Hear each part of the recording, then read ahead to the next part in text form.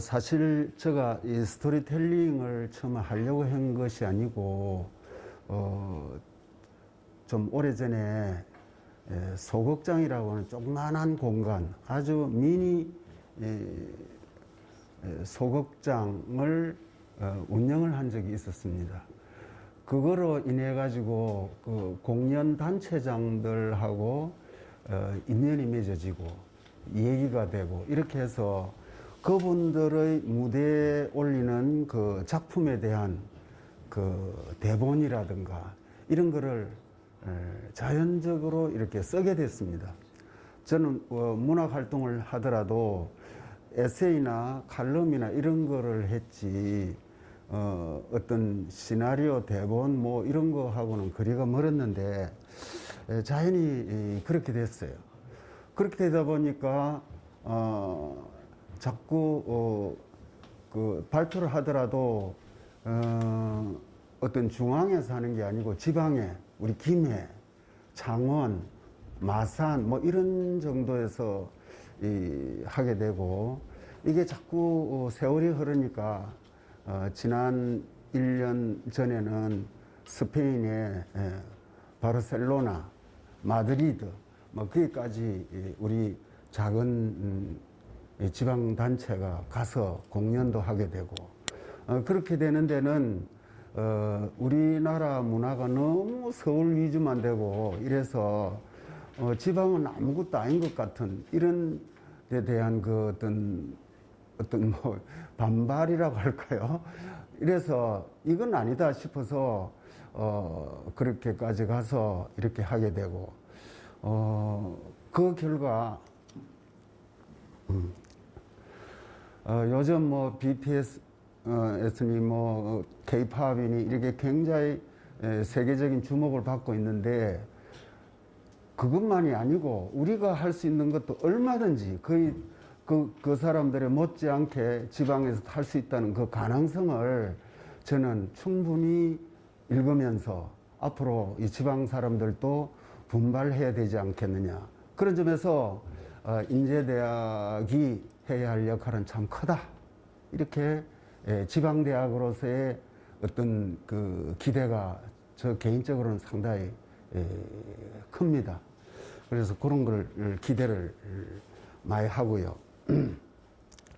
이렇게 되다 보니까 스토리가 약 한 50여 편이 되고 이 끝없이 만들어질 수 있겠다 하는 이런 가능성을 읽을 수 있었습니다.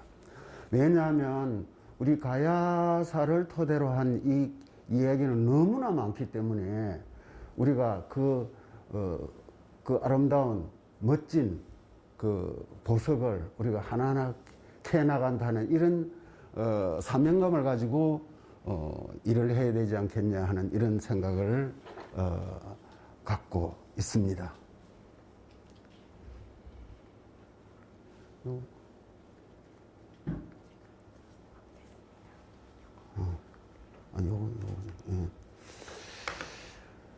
근데 제가 이 스토리텔링이라는 이 말은 처음에 알지도 못하고 그냥 이 얘기를 썼는데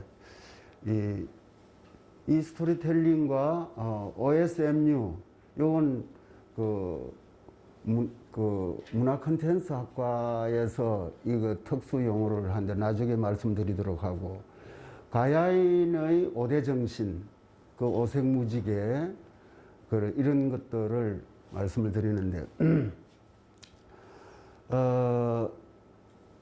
이 가야인의 독특한 그 어떤 그 정신이 있더라고요.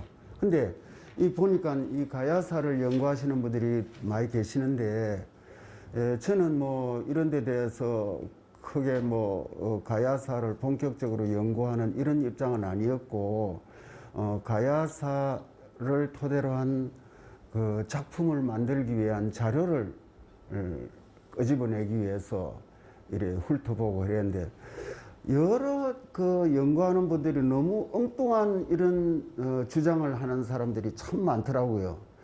그래 그게 그 신비의 가야사, 미안의 가야사 이런 타이틀을 붙어서 그런 건 모르겠지만은 상당히 저는 혼란스럽게 생각을 하면서 거기에 너무 일희일비해서는 안 되겠구나 이런 생각을 하고 그 중에서도 또 좋은 사학자들도 계시고 이래서 뭐 그런 거를 상당히 참고를 하도록 했습니다.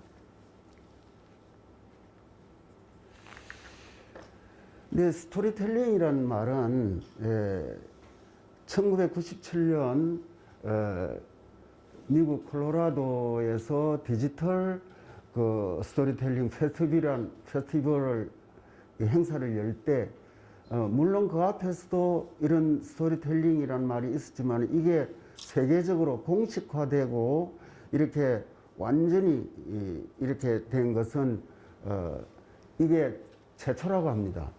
그래서 역사가 그렇게 길지도 않고 아주 짧은 거죠. 그래서 미래학자 롤프 옌센이 여기 세상은 이미 물질적인 부가 아닌 문화와 가치, 생각이 중요해지는 꿈의 사회로 진입했고 이런 사회에서는 브랜드보다도 고유한 그런 스토리를 팔아야 하고 이게 스토리텔링을 배우지 못한다면은 설득할 수가 없고 설득할 수 없다는 것은 원하는 것을 얻을 수 없다. 이런 유명한 말을 남겼습니다. 그래서 이 스토리텔링에 대한 정의에 대해서도 보니까 여러 학자들이 제 나름대로 그 주장을 하더라고요.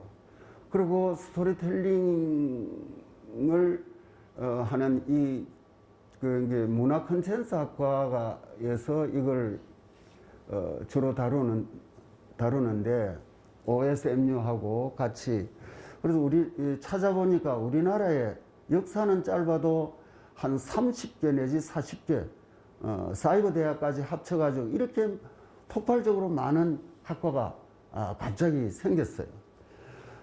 그래 지금 다들 열심히 하고 있는데 이 스토리텔링에 대한 정의도 모든 그 학문의 정의, 인문학적인 이런 정의 이런 것들은 그 정의를 내렸다 하더라도 그것이 마지막 정점이 아니고 그것이 계속 후학들에 의해서 진화 발전하는 생명체 같은 그런 거를 우리가 알 수 있지 않습니까? 그래서 스토리텔링의 정의가 어떻게 정착이 될는지는 또 두고 봐야 되겠는데 지금까지의 가장 좀 보편성 있고 좀 이렇게 무게가 있는 이런 것들이 그 박기수 교수라고 이분이 한양대 문화콘텐츠학과에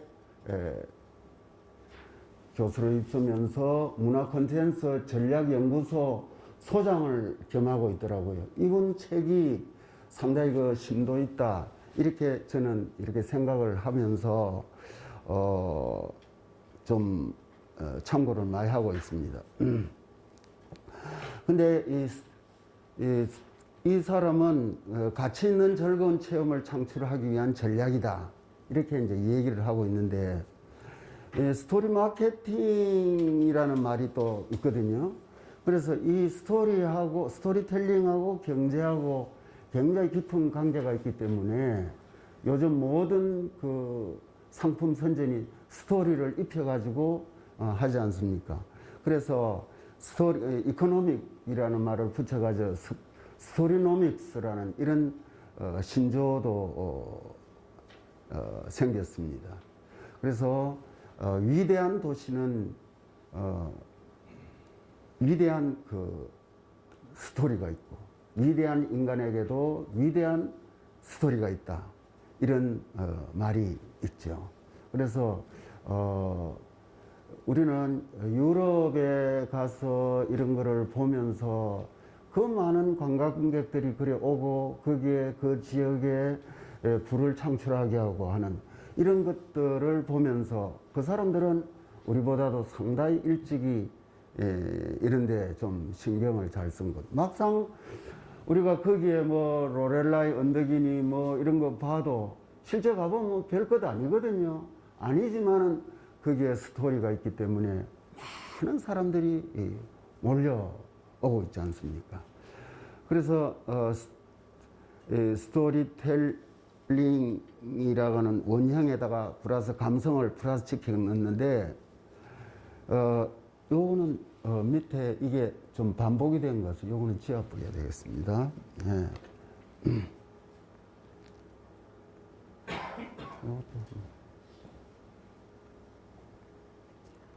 요거요. 바로 해가지고.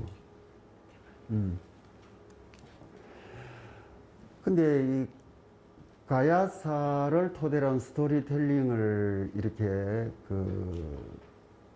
만들려고 보니까 우리가 모든 문학 작품에는 그 주제가 있고 그 플롯, 그 구성이 줄거리 이런 것도 있고 이렇게 돼야 되는데 그 주제가 대단히 중요하지 않습니까? 소위 테마, 그 심이라고 하는. 그래서 이 주제를 어디다가 잡아야 될 것인가 이렇게 보니까 내 나름대로 정리를 했습니다. 5가지로 정리를 했는데 처음에는 예술성이다. 우리 그 한반도가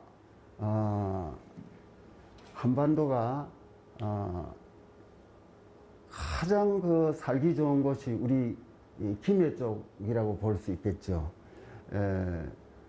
700리 낙동강이 이렇게 흘러내려오고 있고, 이래 살기가 참 좋지 않습니까? 이 먹거리가 많고 살기 좋은 이곳에 사람들이 많이 몰리게 되고, 사람들이 많이 몰리게 되니까 여기에 문화와 예술이 나온다는, 이거는 가장 기본적인 구성 충족 요건이기 때문에, 그래서 한반도 예술의 시원지라고 저는 판단이 들었습니다. 그래서 문학에서도 우리 고대 문학인 구지가, 또 우리 가야가 낳은 위대한 그 문장가, 나중에 강수라고 하는 문인이 나왔죠. 문무왕도 삼국 통일을 이루는 데는 무로서는 김유신이고 문으로서는 강수다. 당나라 외교 문서라든가 이런 거를 아주 능란하게 잘 썼다고 합니다. 그 다음에 이제 음악도 역시 금관옥적이 있고 그 우럭의 작곡, 가랏 뭐 이런 것들이 있다는 거는 뭐 두말할 우리가 다 알고 있는 거고, 그래서 가야에는 노래와 춤을 절개했고, 오늘날 대중가요의 어떤 그 시원이 바로 우리 가야왕도가 아닌가, 저는 그렇게 생각을 합니다. 왜냐하면 중국 사람들이 우리나라 이쪽에 왔을 때 같이 노래를 합창을 하더랍니다. 그 대중이 같이 부르는 노래, 이런 것들을 봤을 때 그야말로 대중가요의 시원지가 아닌가 이렇게 생각이 들고, 또 무용도 여유로운 삶을 말할 수 있는데, 그래 뭐 이런 학자들은, 그 민속학자들은 그 이런 것들이 그 용왕제 이런 거하고도 연결을 시키더라고요. 여러분들이 그 무점마을 알 수 있는데, 이모산 바로 밑에 우리 김해 토박이들은 무점이라고 하는데, 그거는 그렇게 이제 바뀌어서 그런지 사실은 무접이거든요. 그래서 시에서 그걸 바로 잡았더라고요. 춤춘다는 거하고 나비라는 그 접하고, 이래서 이게 가야 시대부터 내려오는 아주 오래된 마을이죠. 근데 능안이라고 하는 이 무용수가 있었습니다. 이게 이제 이 능안에 대한 거는 삼국유사에도 나오는데요. 이 남자 무용수인데, 신라가 통일이 되고 신라가 삼국을 통일하고 나서 문무왕이 그 환경이래, 그 돌아간다는 그 환자에다가 서울경찰가 환경, 그러니까 각 도시마다 이렇게 순방하는 그런 행사가 있었다고 합니다. 충청도 충주 쪽으로 가서 이렇게 그러니까 거기에 지방에 고족이랄까요, 뭐 그런 사람들이 임금님이 오시니까 큰 행사를 벌리는데 거기에 춤을 추는데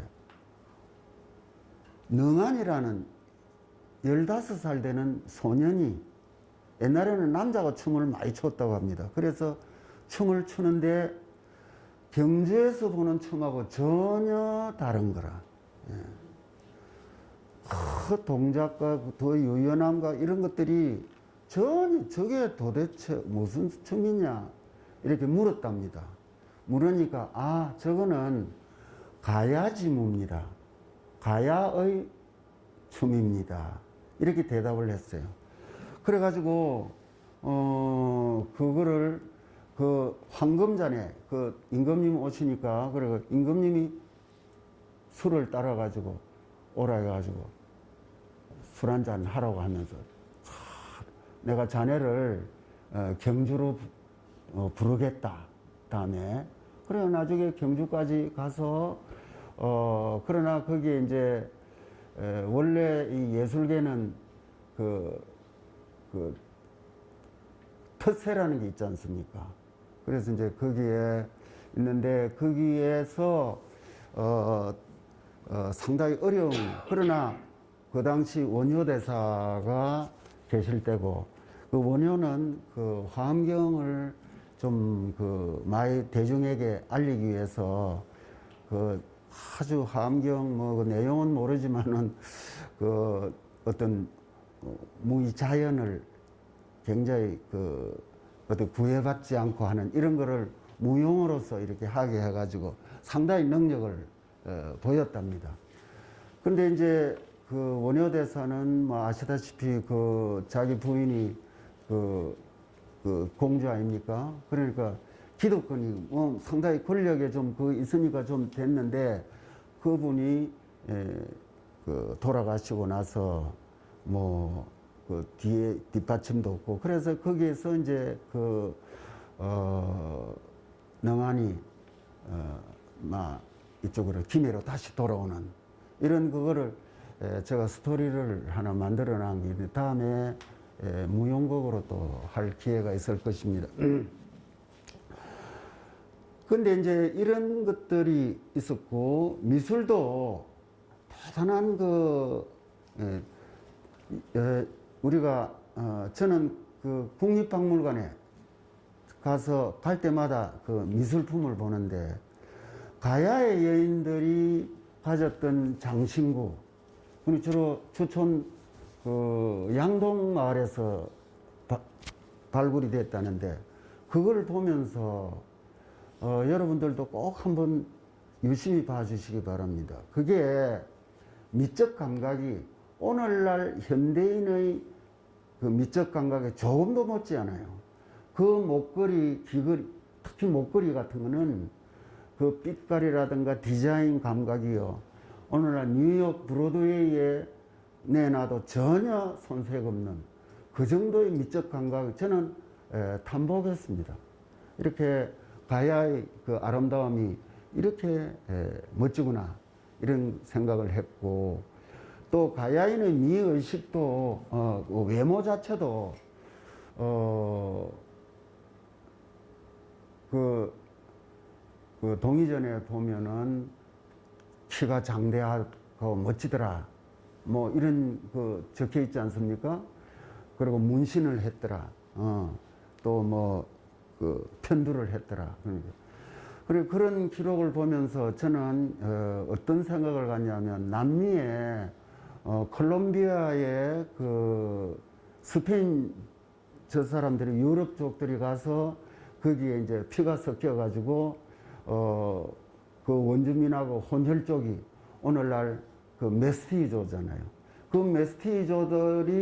메스티족들이 쾌락 체구도 좋고 아름답고 이래가지고 오늘날 미스 유니버스에 계속 그 사람들이 상을 따고, 이게 뭐냐?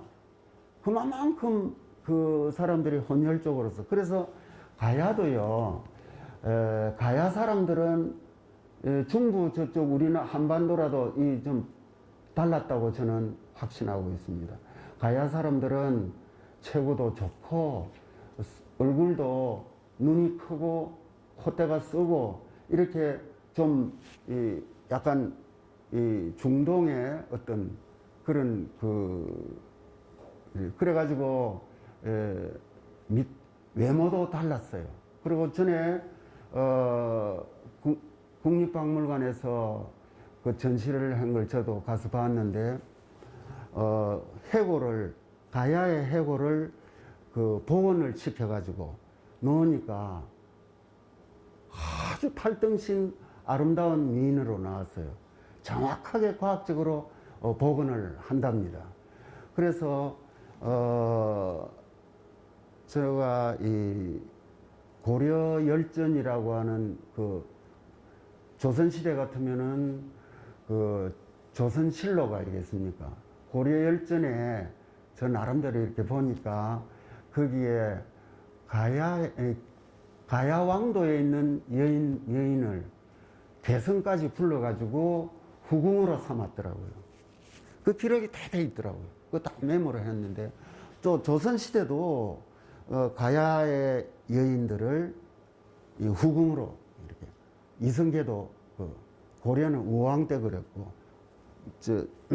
그래가지고 이성계는 그 딸을 숙신옹주 낳고 또 그 사위 홍길에 이 다 기록이 돼 있더라고요.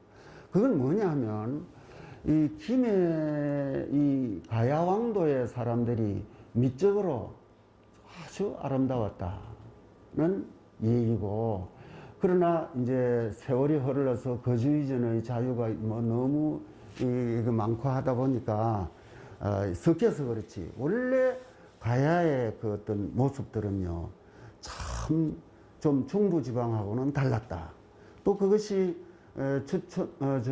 대동면 예안리에 고분에서 그걸 이렇게 뼈를 이렇게 DNA 조사해 보니까 결코 이 단일 민족이 아니더라 하는 것이 최근에 그 의학적인 그 데이터 나타났지 않습니까? 이런 것들을 봐서 이렇게 매우 좀 달랐다 이렇게 생각을 합니다. 이것도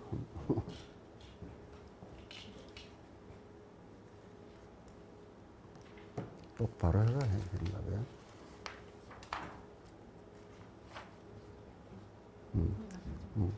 또 그다음 또 이렇게 네 그래요.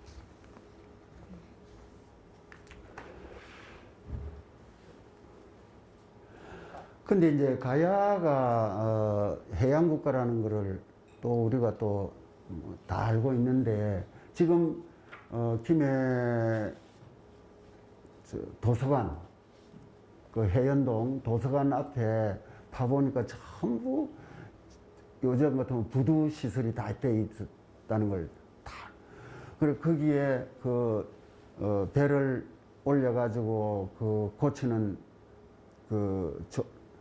수리하는 데도 있었고, 배를 매는 자리, 그 다음에 창고, 이런 것들이 있다는 걸 전부 알아가지고 그걸 다 사진을 찍고 다시 또 묻었어요. 묻어가지고 지금 그게 이제 유적지로 돼 있는데요. 그만큼 그 가야가 해상 교류가 많았다는 거. 그 부두 여러분들이 잘 아시다시피 이 순천만 가면은 그 바다가 굉장히 얕거든요.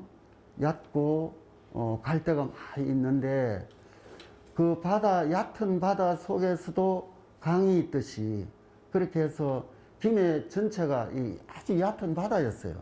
근데 일제 시대에 저게 이제 그 헐클 이렇게 해가지고 저 앞을 막고 해가지고 평야로 만들어서 그렇지 앞에 다 바다였고 배가 이제 도서관 앞에까지 다 오고 이렇게 했는데 그만큼 이렇게 해상 교류가 많고 그런데 재미있는 거는 이 가야왕도의 국제성이라는 거는 대단한 그 입지 조건인데 김해가 지금 자꾸 이렇게 인구가 많아지고 이래 공장이 많아지고 하는 게 어떤 정부에서 힘을 써가지고 대통령이나 장관이 뭐 어떻게 해 그래서 이렇게 되는 게 아니고 입지 조건이 이쪽으로 오는 것이 유리하겠다 싶어서 회사들이 이리 오는 거지 뭐 누구 어떤 지시를 받아가지고 오고 그런 거는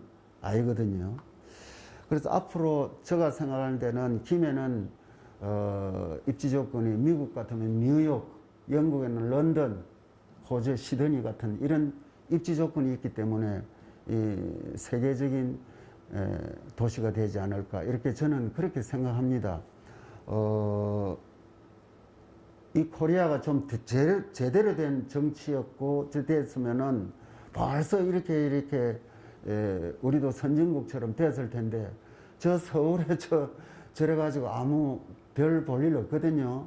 그래 가지고 앞으로 저는 그렇게 기대를 하고 있고요. 여기가 백두대간의 그 기가 이렇게 흐르고 있는데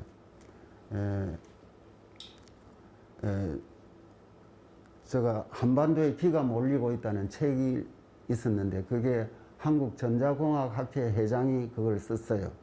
그 서울공대 교수 하셨던 분인데 그래 이제 이 전기 나는 뭐 전기 그런 거 잘 모르지만은 그분의 그 책을 읽어보니까 그 플러스 그 전기 이게 강력하게 흐르는데 피뢰층 제일 끝에 아주 강한 그 어떤 에너지가 있답니다.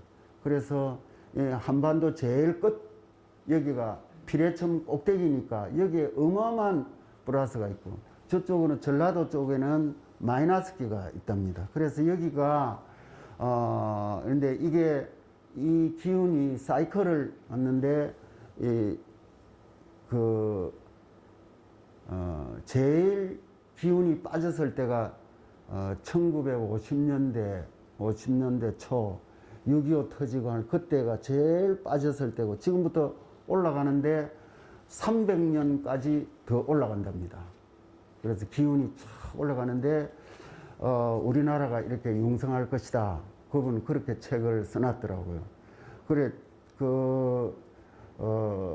그런 점에서 저는 이 인제대학이 한반도 제일 끝자락 피뢰침 제일 뾰족한 여기가 제일 끝이거든요. 그래서 어마어마한 에너지가 있고 이 에너지를 통해서 여기에서 좀 앞으로 좀 학교에서 잘하면 노벨상도 여기에서 나오지 않을까. 저는 개인적으로 그렇게 생각을 합니다. 그럴 수밖에 없는 한반도의 어떤 운명적인 그런 게 있다고 저는 보고 있고요. 그래서 상당한 기대를 걸고 있고 그 다음에 가야는 민주주의 국간의 추대 이게 김수로 왕이 그렇게 민주적으로 임금이 됐고 또 연명체 서로 그 학자들은 그러대요. 상대를 연명체로서 이렇게 했기 때문에 고대 국가로 더 크게 성장을 못해서 신라에게 먹힐 수밖에 없었다. 이런데 사실은 이게 상대를 존중해주는 이런 정신이 얼마나 멋집니까? 그래서 민주성이고 그 다음에 고도기술성 이건 뭐 제가 얘기 안 해도 너무나 이건 우리가 최첨단 기술을 가졌다는 것이고 그 다음에 이제 제일 중요한 것이 배려성, 상대를 배려하는 거, 관용, 톨러런스라고. 톨레랑스라는 말이 프랑스는 그렇게 말을 하는 모양인데, 이 관용, 이 톨레랑스에는 사전을 보면은 관용도 있지만은 인내 참는 것도 있습니다. 상대를 배려해서 내가 참아주는 거, 내가 고통이 되더라도 참아주는 이런 정신, 이게 가야의 정신입니다. 그래서 이 추구해야 될 우리의 그 앞으로의 미래의 그 오래된 미래다, 이렇게 저는 생각을 하고, 모든 작품에는 이와 같은 이 5가지 이 가야의 정신을 그 작품의 주제로 삼았습니다.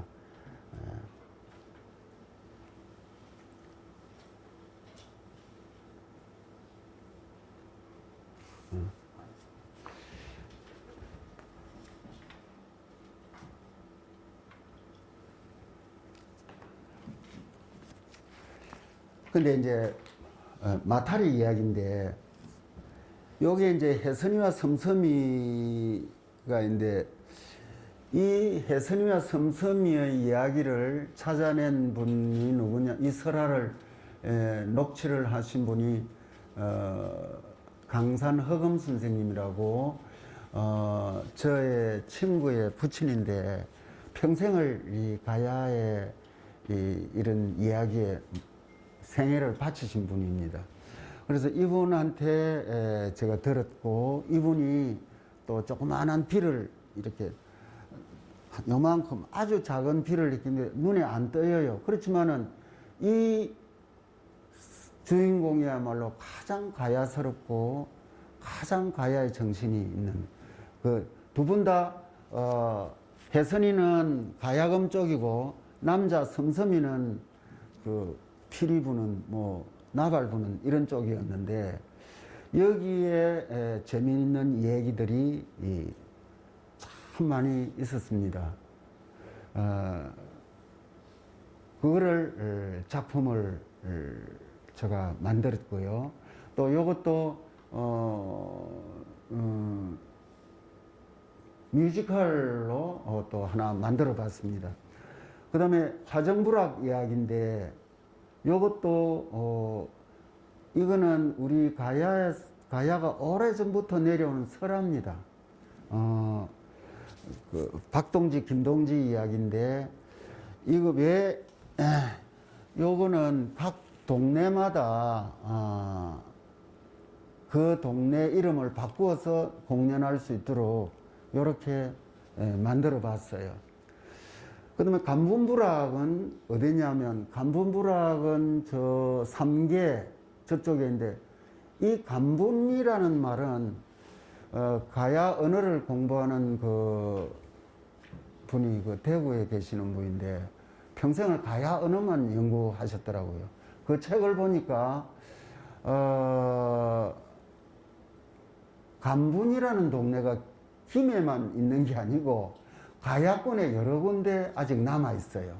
그리고 간분이 무슨 뜻이냐 하면 거북이라는 뜻이랍니다. 그분이 그렇게 얘기를 했더라고요.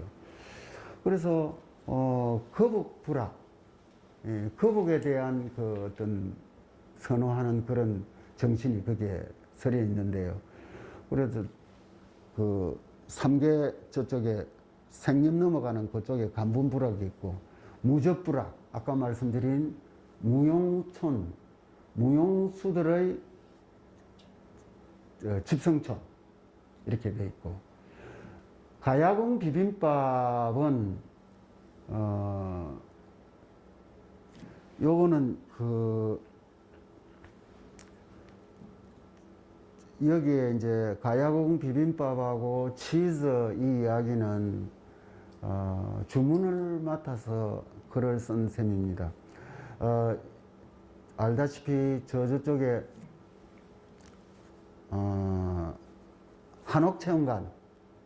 한옥체험관에 그 경영주가 정여사라고 정사장인데 이분이 저런 거를 큰 식당을 5개인가 6개 갖고 있더라고요. 부산에 그 신세계 백화점 안에 큰 것도 있고 또 무슨 뭐 큰 공단에 또 그런 것도 있고 뭐 그런 게 아주 고급 그 식당을 5개가 있는데 이분이 중국에도 좀 진출하자 이래가지고 중국의 어느 성의 간부들하고 공안 이런 거를 기매로 초빙을 해가지고 그 한옥체험관에서 큰 행사를 열었어요. 그때 비빔밥을 하는데 가야궁 비빔밥을 해가지고 이 중국에 진출하자 이래가지고 나보고 그 스토리텔링을 하나 만들어 달라 이렇게 해서 만든 게 이 작품이고요. 그 다음에 나중에 치즈는 해현동에 지금 여러분들이 아시다시피 그쪽 문화의 거리 저쪽 밑으로 쭉 내려가면은 지금 큰 공사 건물이 올라가고 있습니다. 거기에 공연장이 하나 서고 치즈 공장이 하나 서는데 치즈 공장은 어떻게 만들어지느냐 하면 해연동 동민들이 위주가 되어 가지고 김해 시민은 누구나 다 거기에 그 펀드 돈을 이렇게 낼 수 있게끔 돈을 약간의 투자를 해가지고 사회적 기업 비슷하게 이렇게 해서 이렇게 했는데 앞으로 상당히 좋아질 거다 이렇게 생각을 합니다. 치즈 공장을 하게 되는 그 아이디어는 전라도에 그 농민들 치즈 공장 하는 데 있지 않습니까? 그쪽에 그걸 그대로 요거는 베르기 출신 그 지정환이라고는 그 신부 가톨릭 신부가 그쪽에 자기 아버지가 귀족인데 아버지한테 찾아가 가지고 돈을 좀 달라 해 가지고 그 돈을 거금을 좀 얻어 가지고 한국에 와서 전라도에다가 30만 평 개간을 했답니다. 해가지고 전부 이렇게 갈라가지고 쪼개가지고 농민들한테 나눠줬는데 그걸 술 먹고 노름하고 뭐 이런 식으로 해가지고 가진 사람들한테 다 많이 가지게 돼요. 이래서 자기가 또 다른 데로 부임을 해가지고 치즈 공장을 만들어가지고 그리고 오늘날 한 1년에 한 260억 정도 매상을 하는 그런 거를 보고 또 서울의 성산마을이라고 하는 마포구 거기에 그 주민들 스스로가 이렇게 하는데 저도 거기 가봤는데 박원순 시장 고인이 됐지만 그분이 서울의 가난한 사람들을 위해서 굉장히 그 말을 했었어요. 그래서 그 사람들이 참 경제적으로 도움이 되는 쪽으로 그런 아이디어를 얻어가 지금 하고 있는데 그 치즈에 대한 그런 그 얘기를 적었습니다. 그 다음에 그 구지봉의 타임머신 오다 요것도 뮤지컬을 하나 만들어 가지고 요거는 외국 사람들한테 보이기 위해서 영어를 좀 잘하는 분한테 부탁을 해 가지고 요걸 번역을 해서 영문 번역을 해놨습니다. 그 다음에 비엄산 전설인데 비엄이라는 거는 그 나를 빚자 소리 그 음악이랄 음자 그건데 여기에서 기도를 하면은 천상의 상제님한테까지 전달이 된다 하는 이런 전설이 있어가지고 여기에 한번 가니까 여기에 투구꽃이 피어 있더라고요. 그래서 가야의 그 여전사의 투구다 이렇게 해서 그걸 비염산 전설을 또 하나 만들었습니다. 그 다음에 석탈의 도전은 우리가 너무나 잘 알고 있고, 순장녀 송현이 김해는 순장 제도가 참 많았지 않습니까? 그리고 이 사학자들은 그렇게 설명하대요. 권력이 안정기에 들지 않았을 때 순장이 좀 심해지고, 권력이 안정기에 들어가면은 순장 제도는 없어지고, 그게 말이나 짐승 뭐 이런 쪽으로 이렇게 된다. 이렇게 설명을 하더라고요. 그 다음에 비운의 가야왕비 용녀. 이 용녀는 가야의 절세 미인입니다. 그 좌지왕이 왕자 때부터 용녀를 굉장히 좋아했어요. 이 사냥 갈 때 이렇게 처음에 물깃는 아가씨를 보고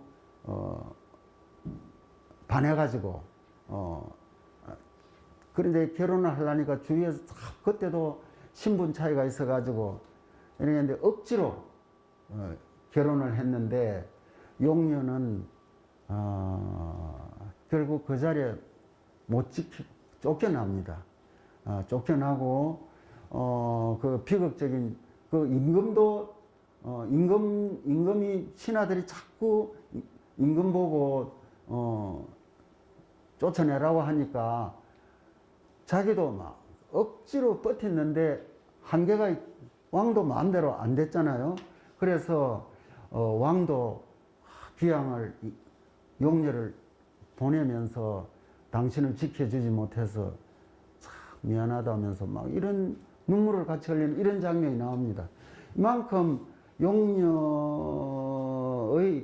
그 어떤 그 비극적인 이런 거를 작품을 또 만들어 봤어요. 그래서 저는 이런 용녀의 친정집도 하나 만들면 좋지 않겠나 이런 생각을 가지고 있고, 초선대와 칠점산 이런 거는 잘 아시다시피 김해 공항 저기에 옛날에 칠점산이 있었거든요. 그래서 일제시대에 저걸 비행장 만들 때 없애고 또 일부 남은 것마저도 없앴고, 지금은 거의 다 뭐 사라지다시피 했는데 일부 남았을 때 제가 한번 또 가본 적이 있습니다. 그 사격대에서 그때 했거든요. 그때 군감민 사격대 할 때 저도 한번 출전해 본 적도 있었는데, 그런데 이제 꼰지 이거는 지금도 꼰지가 있습니다. 저쪽에 함옥에 가면은 꼰지가 있는데 꼰지에 여러 가지 얘기가 또 많이 있고, 아까 말씀드린 강수 이야기, 가복청년, 무척산 흔들바위. 무척산 흔들바위는 이게 발견된 지가 오래되지는 않았어요. 근데 가보니까 깜짝 놀랄 정도로 참 볼만한 게 있어요. 그냥 보면 안 보이는데 이 절벽 좀 비탈진 밑으로 쭉 가서 이렇게 보면은 딱 허황 얼굴이 그대로 나타나요. 저는 그렇게 봤습니다. 그래서 카메라에 찍어 담아오고 이랬는데, 뭐 잘 아시다시피 허황 얼굴은 우리 한반도 사람 얼굴하고 다르지 않습니까? 아리안족, 그 인도 귀족의 얼굴이거든요. 그러니까 콧대가 좀 높고 이렇게 이렇게 윤곽이 좀 골격이 다른데 딱 그렇게 나타났어요. 그걸 사진을 찍어서 제가 담아놨습니다. 그래서 그런 것들을 스토리를 만들었는데 약 한 50여 가지 만들었고, 한 100가지를 하려고 했는데 뭐 별로 큰 호응을 못 받은 데 대한 그 어떤 힘이 빠져서 그런지는 몰라도 요즘은 뭐 좀 뜸하고 이렇게 그냥 지나고 있습니다. 네, 이 부분은 제가 속해 있는 김해 문인협회에서 굳이 문학관을 설립을 하면 좋겠다 하는 이런 거를 시에다가 건의하는 건의문입니다. 그런 저보고 제가 이제 김해 오래 살았으니까 협회에서 글을 쓰면 좋겠다고 하는 얘기를 듣고 쓴 글입니다. 그래서 아시다시피 구지봉은 대단한 장소 아닙니까? 그런데 이제 그 자리에 다른 어떤 조형물은 건립을 할 수가 없답니다. 왜냐하면 지난번에도 그 국가 그 사적지로 할 때 거기에 한일그룹의 김 회장이 그 조형물 만들어 가지고 해놓은 거를 그거를 치어야 그 사적지로 인정할 수 있겠다 하는 이런 전제 조건으로 해서 치우는 걸 전제 조건으로 해서 그게 사적지가 결정이 됐거든요. 그래서 그 조형물은 지금 걷어가지고 어디에 있냐면 김해 김수로왕 왕릉공원 안에다가 한쪽 가에다가 이렇게 옮겨놨어요. 그만큼 거기는 일체 다른 손을 못 대게 되어 있습니다. 그래서 그런 데서는 할 수는 없고 그 밑에 건설공고 밑에 있는 그런 데 뭐 이렇게 하면 좋겠다 하는 이런 걸 전제하에서 이런 내용을 썼습니다. 그런 이제 그런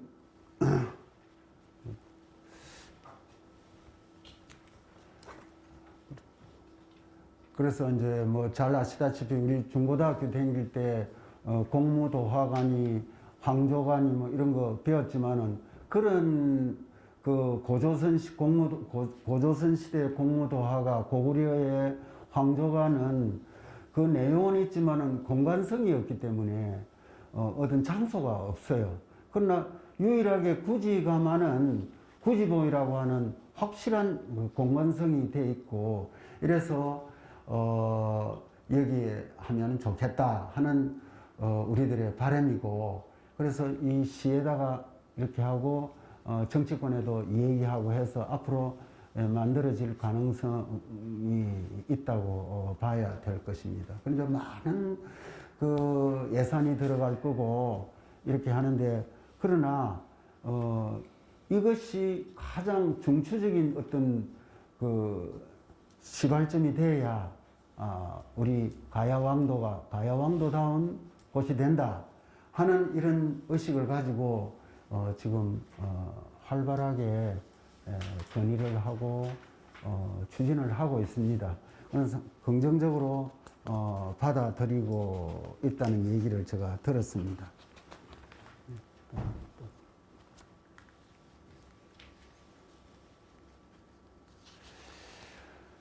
근데 이제 이런 내용들이 다 들어가 있고,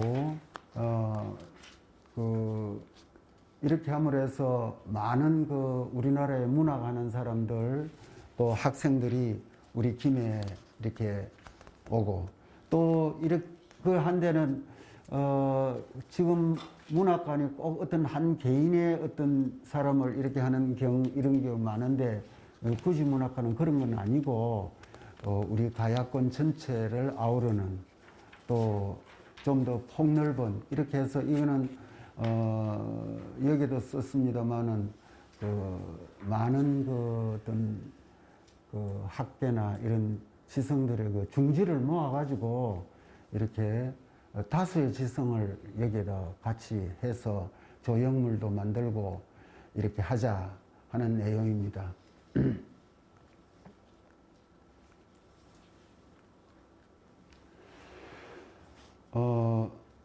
그래서 명품 도시를 만들자 하는 내용이고, 가야궁 비빔밥은 여기 이제 아까 말씀드린 대로 그렇게 어미 산돼지가 구덩이에 빠진 새끼를 구하기 위해 예를 들어서 이게 무척산에 관련된 얘기인데 무척산에 그 천지 못이 있지 않습니까? 저게 참 우리 가야권에서는 성지인데 거기에 이제 특정 종교가 거기에 기도원을 만들어 가지고 한 거에 대해서 대단히 향토를 사랑하는 사람 입장에서 대단히 유감스럽게 생각을 합니다. 그래서 종교에서 거기에서 앞으로 시에서 이런 거를 해가지고 좀 적당한 보상금을 주고 이렇게 해서 거기에 기도원을 지으면 안 돼. 철거해야 되거든요. 근데 그게 이제 그런 게 참 문제고 우리 시에서 이런 것도 이제 추진이 돼야 될 겁니다.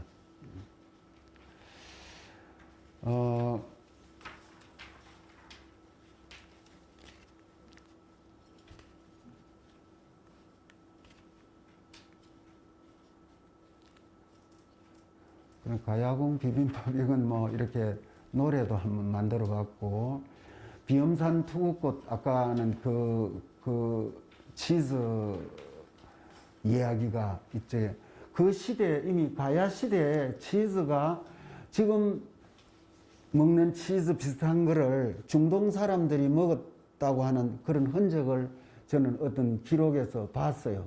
그래서 그거를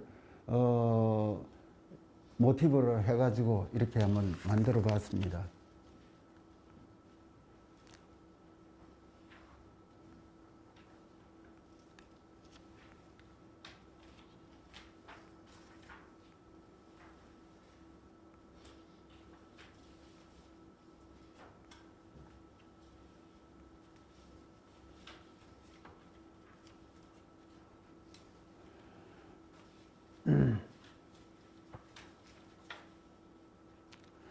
근데 이제 뮤지컬의 대본을 영화는 뭐 시나리오 이렇게 하는데 여기에는 뮤지컬은 리브레토라고 이렇게 말하더군요. 그래서 이 리브레토를 썼는데 요게 이제 요거는 전문성이 있는 뮤지컬 배우가 아니라도 웬만한 지방에 조금 음악에 좀 소질이 있고 하는 사람은 누구나 다 여기에 무대에 올라갈 수 있게끔 이렇게 좀 쉽게 해놨습니다.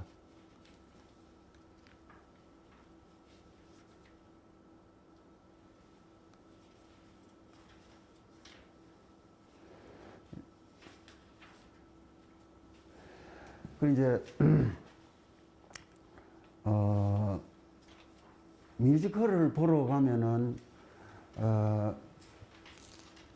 전부 30대, 10대, 20대, 30대 여성들이 대부분 40대도 조금 있고 50대, 60대는 잘 없어요. 주로 20대, 30대 여성들이고 나 같은 할아버지는 거의 나 혼자일 정도로 그만큼 안 오더라고요. 근데 입장료가 한 10여만 원 이렇게 좀 비쌉니다. 그런데 아가씨들이 그걸 아끼지 않고 보더라고요. 그래서 앞으로 뮤지컬이 우리 공연 예술의 대세가 아닐까 이렇게 보고 있고 또 한 3, 4년 전에 인터파크에 뮤지컬 표 팔은 금액이 한 4, 5천억 되더라고요. 그래서 코로나만 아니면 1조로 육박해갈 겁니다. 그래서 앞으로 뮤지컬이 대세고 또 거기에는 외국 관객들이 참 많이 오더라고요. 중국, 일본, 또 영미권. 그래서 뮤지컬을 여러분들이 보시면 아시겠지만 많이 보시는 분도 계시겠지만은 저는 웬만하면 가서 봅니다. 보면 뭘 느끼느냐면 예를 들어서 캣스라든가 브로드웨이 42번가라든가 이런 거 보면은 직접 그 사람들이 외국 사람이 직접 와서 하는 걸 오리지널이라고 하고 우리나라 사람들이 우리 배우가 하는 걸 OEM 주문자 생산하듯이 OEM 작품이라고 하는데 오리지널 작품하고 OEM하고 유심히 우리가 보거든요. 보는데 깜짝 놀랄 정도로 우리나라 배우들이 참 잘하더라고요. 특히 가창력, 그 다음에 그 몸짓, 춤, 이런 것들, 탭댄스라든가 이런 것들이 서양 사람들의 전혀 못지않아요. 아주 꼭 우리가 BTS니 이런 것만, K-팝만 잘하는 게 아니라 정말 한국 사람들이 지난번에 우리 정 선생께서 우리 동이족 우리 중국 사람들이 우리를 낮춰서 말할 때 동이족이라고 하잖아요. 동쪽 오랑캐. 우리 동이족 속에는 그런 DNA가 있더라고요. 그래서 앞으로 상당히 발전할 것이다 이렇게 보고 또 우리나라 명성황후가 브로드웨이에 진출했다지만 큰 극장이 아니고 조그마한 극장이거든요. 그 브로드웨이에서. 그래서 앞으로 이 재정적 뒷받침만 되면 세계를 휩쓸 것이다. 저는 그렇게 보고 있습니다. 그래서 요런 근데 여기에는 부산에 가면은 옛날 하야레어 부대 바로 옆에 거기 국립국악원이 있습니다. 국립국악원. 그래서 거기에는 국악을 늘 볼 수 있고 연극 볼 수 있는데 저도 한 번씩 가거든요. 그래서 우리의 최첨단 우리 현대적인 뮤지컬 플러스 우리의 국악적인 요소를 가미해 가지고 이렇게 만들어 봤습니다. 그리고 요거는 좀 재밌게 하기 위해서 일부러 저런 이런 거를 만들어 봤고요. 알기 쉽게 동네 아줌마나 누구라도 아이들하고 작품을 할 수 있도록 이렇게 만들어 봤습니다. 그 다음에 참시선인 물계자와 바우스의 얘기. 요거는 조여적이라고 하는 조선시대 선조시대 조여적이라는 사람이 만드는 책 있지 않습니까? 청학집이라고 하는. 그런데 좀 근거를 좀 두고 또 삼국유사의 것도 근거를 두고 해서 만들어본 거덕왕하고 7.3 7.3의 참시선인 이렇게 해서 거기에서 이제 같이 바둑을 두면서 주고받는 이야기가 있고 이런 거를 하면서 이거는 약간 환타지 소설같이 그렇게 만들어 봤습니다.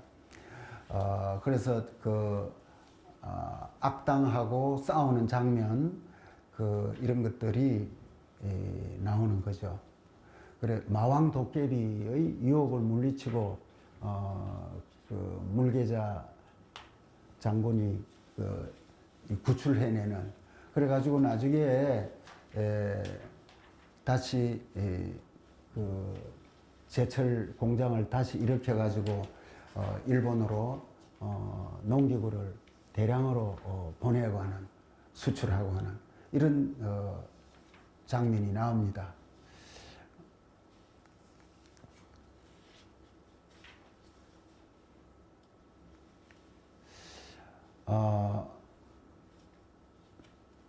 근데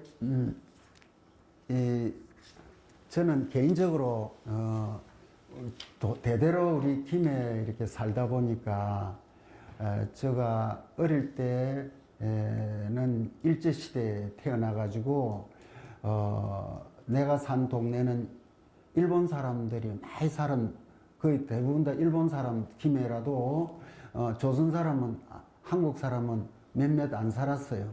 그래서 어릴 때 일본 아이들하고 늘 같이 놀았고 일본 집에 안방에 가서 놀면 일본 엄마가 이래 빵 같은 거 과자 같은 거 주는데 지금 생각해보면 그게 요즘 파리바게트에서 주는 그런 빵이나 과자입니다. 그런 거를 그네들은 굉장히 고급, 우리 조선 아이들은 그런 걸 구경도 못 했는데 그렇게 해서 해방이 되고 나니까 일본 사람들이 그 화분 이런 걸 우리 집으로 다 무거우니까 그거 주고 가더라고요. 그런 거 이제 저는 어릴 때 일본 아이들하고 늘 놀았고, 그 다음에 해방되고 나서 얼마 안 있으니까 또 6.25 사전 터지니까 일본 심상소학교가 우리 집 앞에 있었는데 일본 아이들만 댕긴 초등학교입니다. 그 아주 고급 요즘 같으면 사립학교 비슷하게 이렇게 됐는데 거기에 미군 부대가 들어오더라고요. KMAG. 그래서 저는 어릴 때 미국 사람들하고 많이 어울렸어요. 특히 그 사람들이 아버지 일하시는데 그 뭐 물건 만들러도 오고 들락날락 하는 바람에 그래서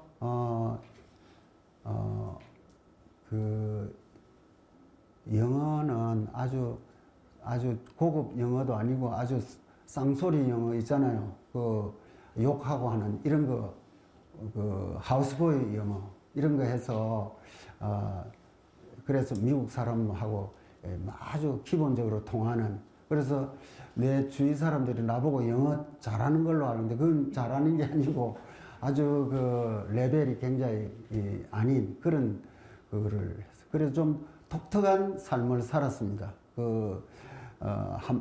그야말로 가야에 그러니까 요즘은 또 내가 늘 목욕을 가는데 달 목욕을 가는데 거기에는 후진 목욕탕이라서 외국 사람들이 자주 오거든요. 그러니까 사람들이 손님이 거의 없고 그래서 우즈베키스탄 사람들 일부 조금 있고 그 다음에 그 인도 위에 뭡니까 그 히말라야 산맥이 있는 그쪽에 네팔, 예.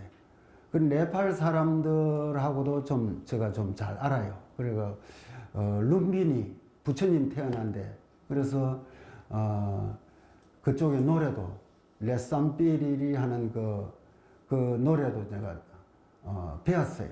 그래서 그런 노래는 부처님도 살아계실 때 들었지 않았을까. 왜냐하면 우리로 치면 도라지 아리랑 같은 그런 민요이기 때문에 국민들이 다 듣는 거잖아요. 그래서 그런 것도 좀 그래서 나야말로 가야의 어떤 그 정통적인 가야 사람이 아닌가 이렇게 생각을 하면서 그렇게 오늘 제 얘기를 끝을 맺도록 하겠습니다. 고맙습니다. 네.